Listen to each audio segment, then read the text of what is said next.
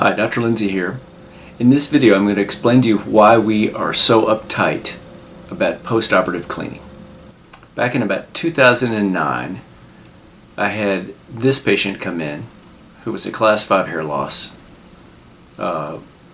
intelligent corporate lawyer, and we did roughly 3,000 grafts on him.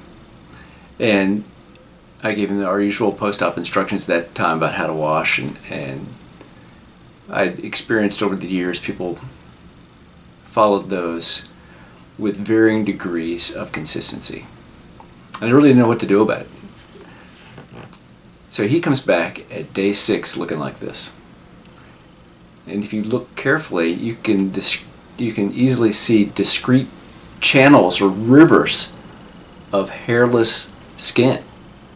At the end of the case, we had hair there. So what happened to him?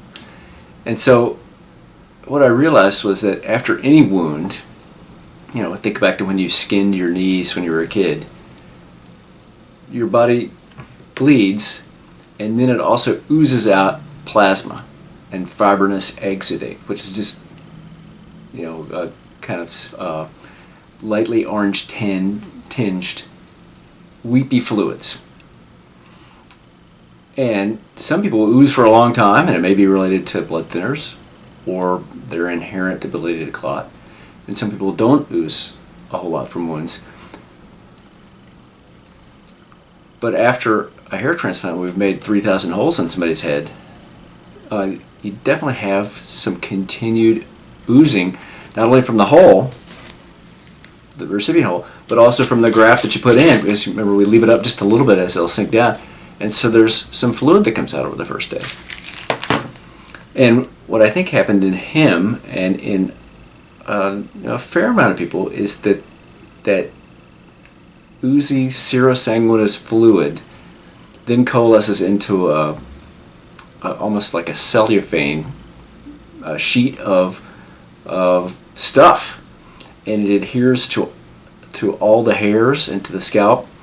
So as I look back over cases and pictures of people that would come in at day 6 or 7 after they'd done their own cleaning, it appeared to me that everybody oozes a certain amount, and that the average cleaning person probably gets rid of most of that goo and only pulls out a very minor amount of hairs in doing so, maybe none.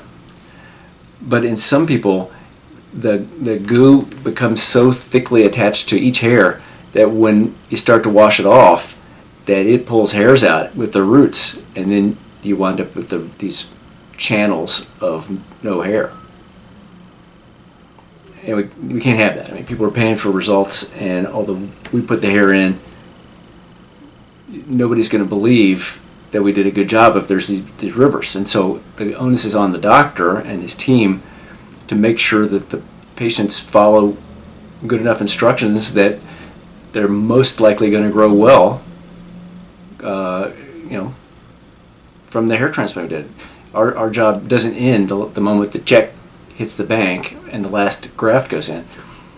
Our job continues until that hair grows, and we're very proud of our results. So back to the original guy, he started like this, and he had these rivers. He was the fellow that started this whole cleaning neurosis at our office. And so we ended up doing a second case further back and adding a little hair to the front. And here's his picture of 5 years. I mean, he turned out to be a trophy case. He's perfect. But he's the guy that started this whole thing. So then let me take you through a couple of patients that we just did about 2 weeks ago. I just took pictures of everybody that we did in a week, almost every day, to show what happens. So here's guy number 1.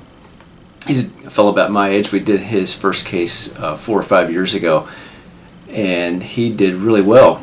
But look at this picture of him at a week.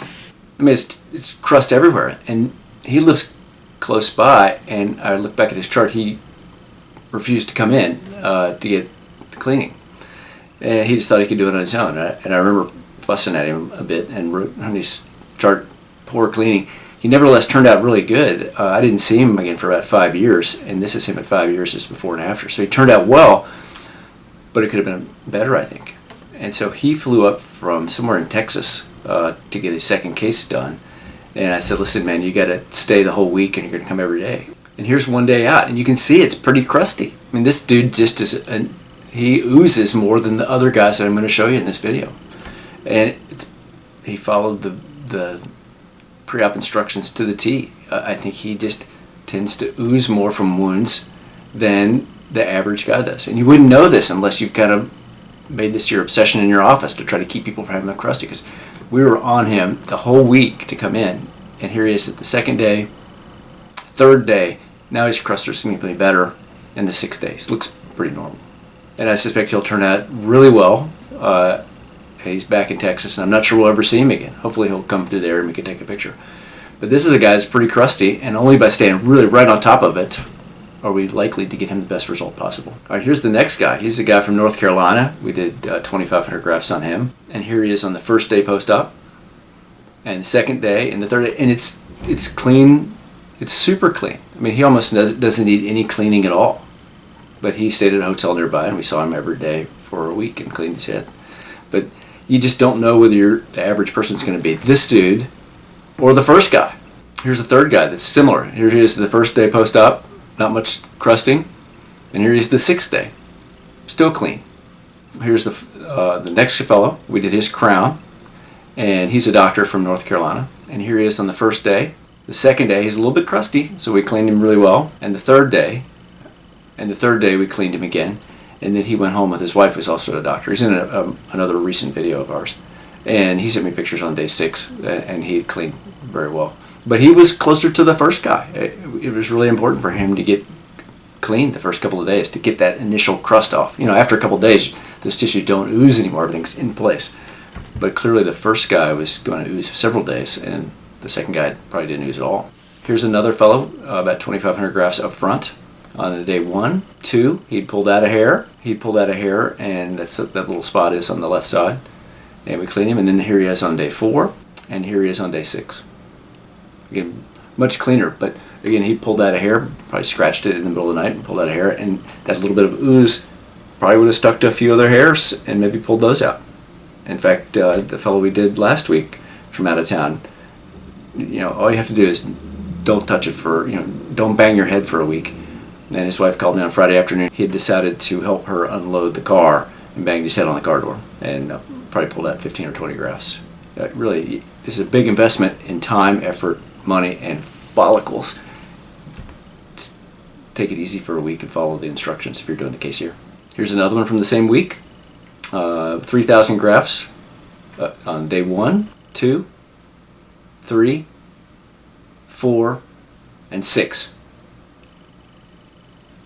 So you can see that it's like Forrest Gump said, you know, life is like a box of chocolates. Hair transplant recipients are like a box of chocolates. You don't know what you're going to get with respect to how much somebody's going to ooze or bleed or swell and so forth. So it's best to plan for the worst and come in every day and get cleaned if you're local or stay in the hotel, and be able to get rid of all that crust and debris that might inhibit your hairs from taking root and growing satisfactorily. The job of a hair transplant surgeon does not end with the placement of the last graft. It continues through until final pictures are obtained in 15 months, so that we can make sure that everything turned out as best as possible. If we can help you, please give us a call. Thank you.